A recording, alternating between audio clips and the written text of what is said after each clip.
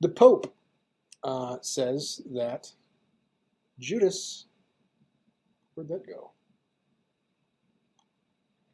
The Pope says that Judas is likely in heaven. Speaking at the Aletheia publication, Francis said, "How did Judas end up? I don't know. Christ never calls Judas a traitor personally.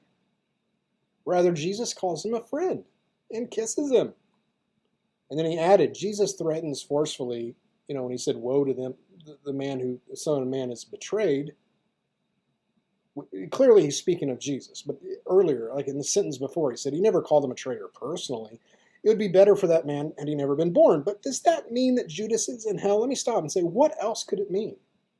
If it's better that he had never been born, how could he be in heaven?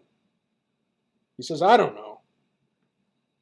I just want to listen to the words of Jesus, and he called him a friend. But Acts 1:25 makes it clear that he may take part of his ministry and apostleship, from which Judas by transgression fell, that he might go to his own place. That was the colloquialism back in the day for hell.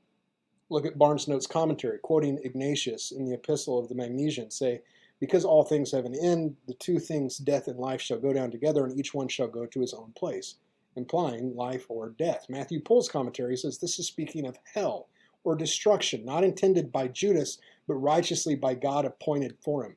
John Gill's commentary says, which may be understood of Judas and of his goings to hell as the just payment of his sin, which is commonly so called by the Jews, who often explain the phrase, his place, by the term hell.